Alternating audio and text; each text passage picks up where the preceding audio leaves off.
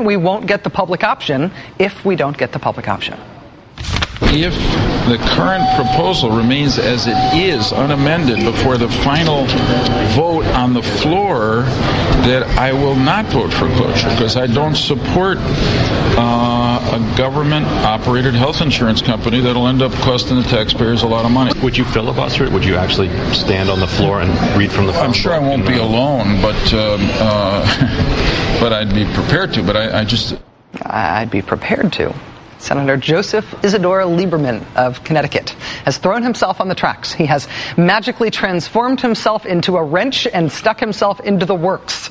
Senator Lieberman has decided to make history by filibustering health reform against his own party.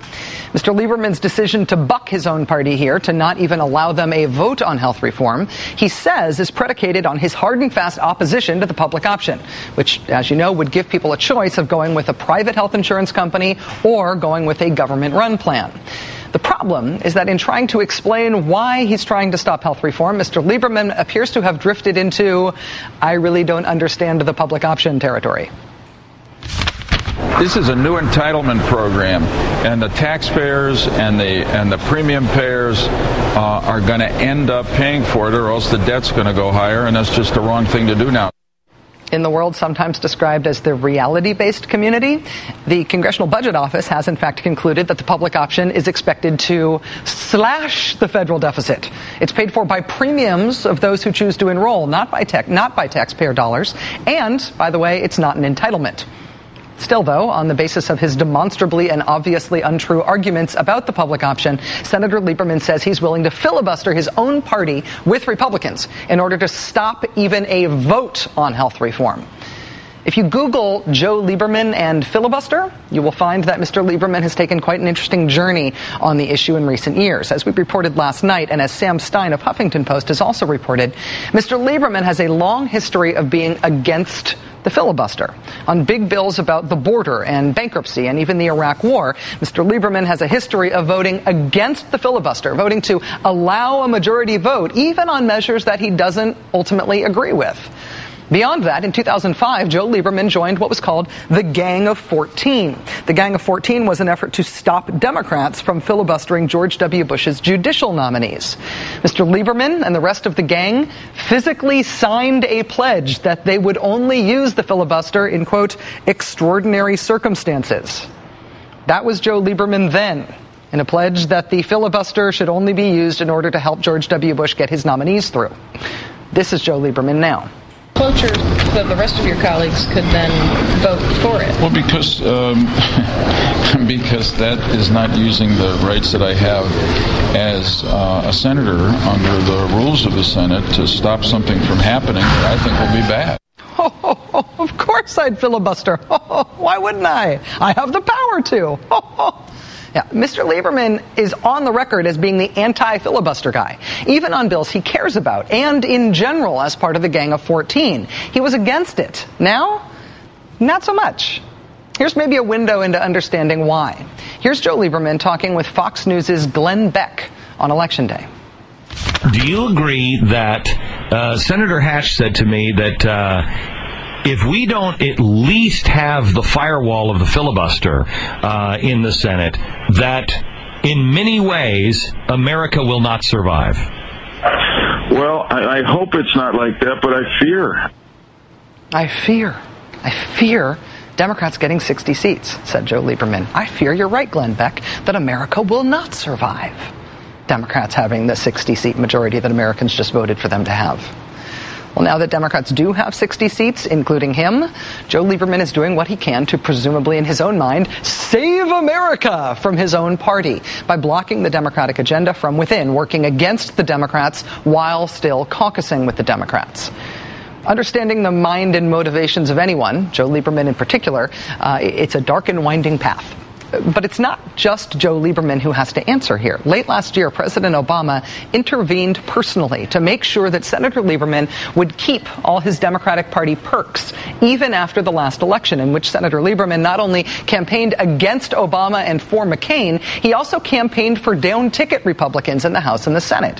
When, despite Lieberman's best efforts, the Democrats still won a majority in the Senate, President-elect Obama argued for Lieberman to get one of those chairmanships, even though Senator Lieberman had worked against the Democrats. He still has that powerful Homeland Security Committee chairmanship as a gift from the Democratic Party, which really did not have to give it to him, and which he has repaid for their inexplicable generosity toward him by promising to blow up health reform. Why? Why are they allowing him to keep that chairmanship? And what are they getting for it? Joining us now is Glenn Greenwald. He writes for Salon.com. Mr. Greenwald, thanks for coming in tonight. My pleasure, Rachel. Senator Lieberman has made it very clear that he plans to oppose health reform that includes a public option. He'll filibuster it, in fact, which would be historic. What do you think is motivating him? Well, I think you have to look, first of all, at a Research 2000 Daily Kos poll that was taken last month that shows that a margin of 68 to 21% of Connecticut voters, the people whom he's ostensibly representing, favor a public option. That's a 47-point margin, which is almost impossible to find on almost any other issue. So when you ask why he's doing this, it's clearly not because the people that he's supposed to be representing favor it. I think clearly what it's about is primarily the fact that the industry that he's serving by doing this, by preventing competition with the public option, is an industry from which he receives very substantial benefits. He's drowning in campaign contributions from the insurance industry, the healthcare industry, the pharmaceutical industry, more than $2.5 million. In early 2005, his wife was hired by a large PR firm, Hill & Knowlton, in the pharmaceutical division, which at the time was representing the healthcare giant Glaxo in major legislation before the Senate. And several months later, Joe Lieberman was on the floor of the Senate offering legislation that would directly steer huge amounts of incentives to that company in order to develop vaccines. And so I think what you're seeing here is the kind of legalized corruption, legalized bribery that runs the United States Senate, only in this case it's particularly sleazy and transparent because Lieberman is ready to gut the major initiative of the Democratic Party. And now these very same people who receive enormous amounts of benefits, in Lieberman's case from contributions and through his wife, and also in Bayh's case, are now ignoring their constituents in the interest of the country to serve the very industries that enrich them. It's really clear corruption. On the issue of Lieberman's role in the Republican Party, given Lieberman's break with Democrats on their biggest domestic policy item and his break with them on so many other issues, what do you think is in it for Democrats to let him to remain chairman of Homeland Security? Well, when the controversy arose last year about whether or not Lieberman should be able to keep his Senate chair, numerous Democrats, including Evan Bayh, who I think told you this actually, vowed and implied that there was an agreement that Senator Lieberman would not impede Democratic legislation by, for example, joining with Republicans to filibuster. In Arlen Specter's case, for example, in 2004, Arlen Specter was poised to become the chairman of the Senate Judiciary Committee and threatened to block President Bush's nominees to the Supreme Court if he thought they might overturn Roe versus Wade. The Republicans got together, the White House and the Congress, and told Specter that he will not be chairman of that committee unless he vows that he will allow those appointments to proceed. And the White House, in just this year alone, when it came time to threatening recalcitrant Democrats, who, for example, progressives were threatening to block the war supplemental bill that the president wanted to fund the wars in Iraq and Afghanistan, according to Lynn Woolsey, who's the chair of the House Progressive Caucus, in the House, the White House is calling Democratic freshmen and threatening them that unless they voted for the war supplemental bill that the president wanted, they would never hear from the White House again, meaning they would be left to try and win re-election without the support of the Democratic Party. There are all kinds of things the Democrats and the White House could do if they're serious about pressuring members of Congress to support a public option. We'll see how serious they are. Yeah, well, I mean, it's such a great benefit to have Joe Lieberman there. I mean, really, he's really doing a lot of great things for them. Yeah. Absolutely.